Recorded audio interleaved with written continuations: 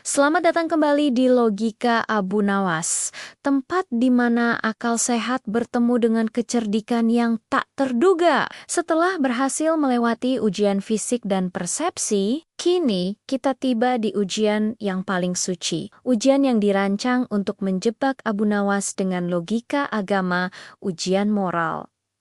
Suatu pagi yang cerah, Khalifah Harun al-Rasyid memanggil Abu Nawas ke hadapannya. Kali ini, auranya berbeda. Bukan lagi jebakan absurd yang biasa ia siapkan. Khalifah tersenyum hangat. Namun di balik senyum itu, tersimpan sebuah tantangan yang sangat dalam. Abu Nawas, kata Khalifah, suaranya terdengar bijaksana.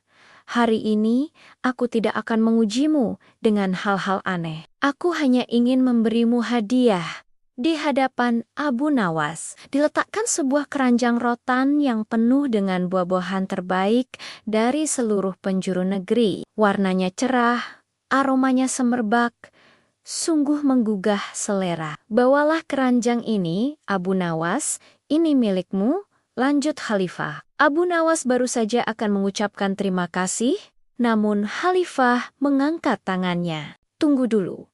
Ada satu syarat. Aku ingin kau jelaskan kepadaku. Apa implikasi kebaikan tak terbatas dari buah-buahan fana ini? Jika penjelasanmu logis dan memuaskan hatiku, seluruh istana megah ini akan kuhadiokan padamu. Seluruh ruangan hening. Para wazir saling berpandangan. Ini bukan lagi sekadar teka-teki. Ini adalah dilema filosofis yang paling berat. Mari kita bedah dilema ini. Khalifah sedang mempertentangkan dua konsep yang berlawanan.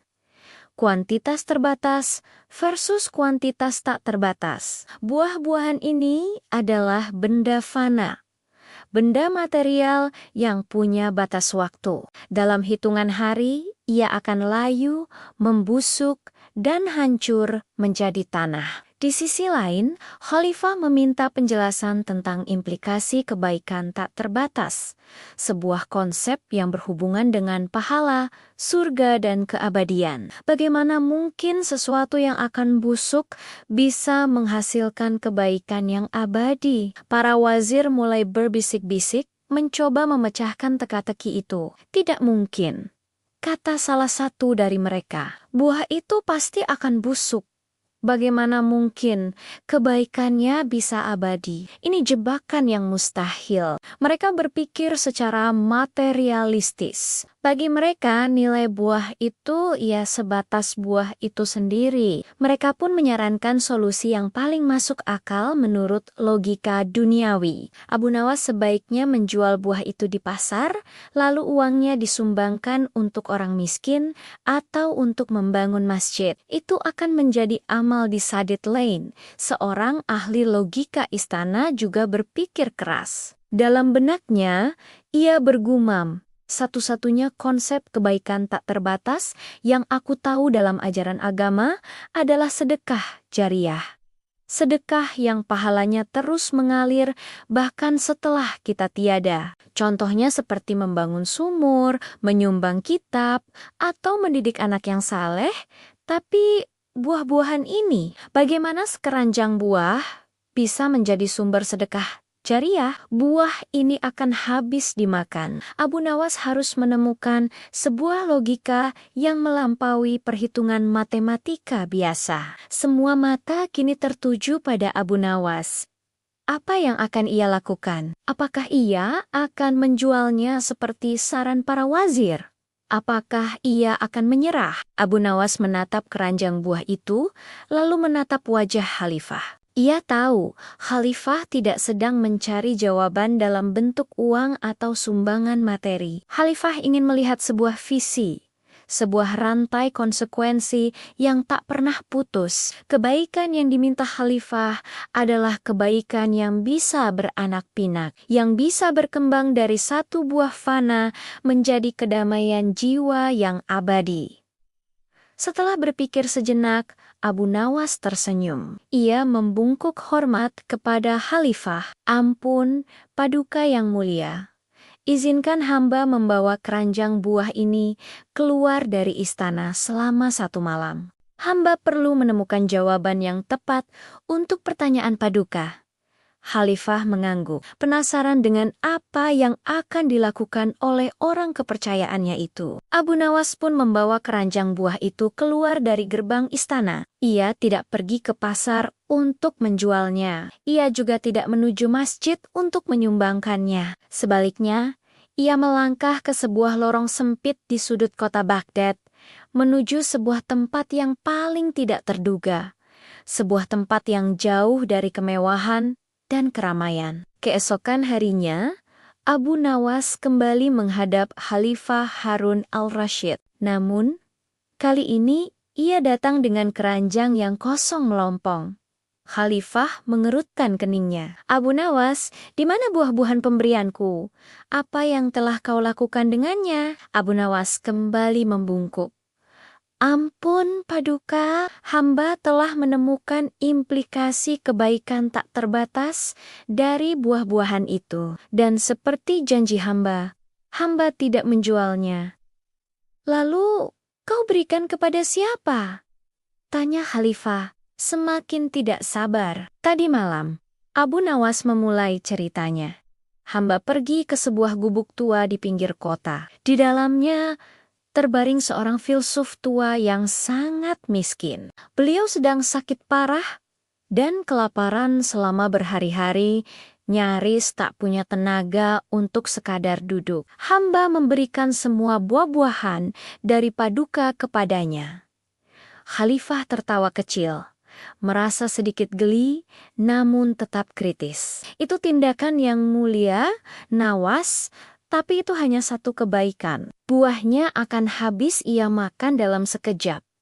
Di mana letak tak terbatasnya? Disinilah Abu Nawas mengeluarkan logika andalannya. Paduka, katanya dengan suara yang mantap. Karena filsuf tua itu memakan buah pemberian Paduka, ia mendapatkan kembali energinya. Karena ia punya energi, ia tidak jadi meninggal malam itu. Nyawanya terselamatkan. Karena ia tetap hidup, ia memiliki kekuatan untuk menyelesaikan sebuah buku yang sedang ia tulis. Sebuah buku yang berisi petunjuk moral, filsafat, dan kebijaksanaan untuk seluruh generasi di Baghdad ini. Abu Nawas berhenti sejenak, membiarkan Khalifah mencerna logikanya. Logika hamba sederhana. Paduka, satu keranjang buah menghasilkan satu nyawa yang terselamatkan. Satu nyawa yang terselamatkan menghasilkan satu buku ilmu pengetahuan yang abadi. Ilmu dari buku itu akan dibaca, dipelajari, dan diamalkan oleh ribuan, bahkan jutaan orang. Dari generasi ke generasi, hingga akhir zaman, kebaikan itu menjadi tak terbatas, Paduka, karena ia telah beranak pinak dari buah yang fana menjadi ilmu yang abadi. Seluruh istana terdiam, terpukau. Ini adalah sebuah mahakarya logika yang dikenal sebagai logika konsekuensialisme.